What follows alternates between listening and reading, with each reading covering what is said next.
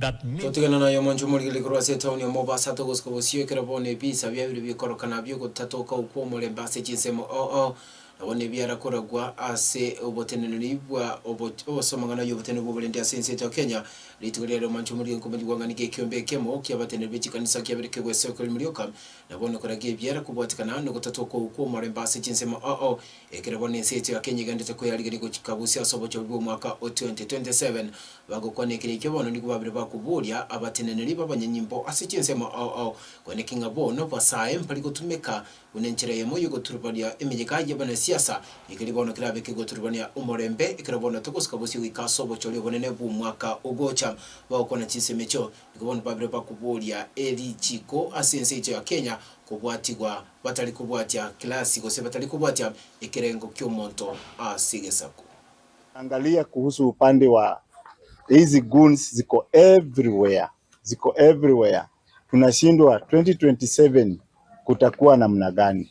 Ya pili ni hii makaburi imepatikana upande wa Mwingi, ingine imepatikana upande wa Nakuru. Huyo bishop mwingine aliuliwa wa PCA. Tunashindwa hawa watu wanatolewa nchi gani wakiletwa huko, ama ni Wakenya wenzetu wanakufa? As a concerned clergy ni kuomba, tunaomba serikali chukue mkondo wake wa kuangalia vile tunaweza kuwa safe in our own land.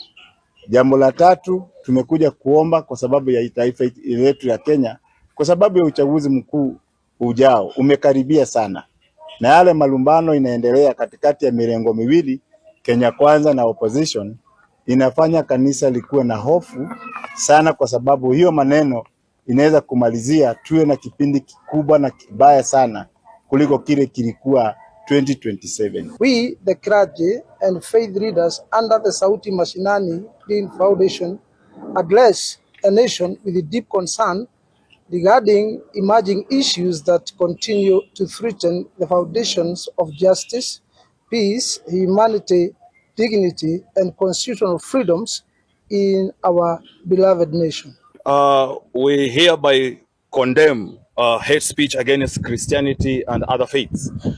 For the foundation strongly condemns all forms of hate speech, religious intolerance, and attacks directed towards Christianity or any other faith in our community.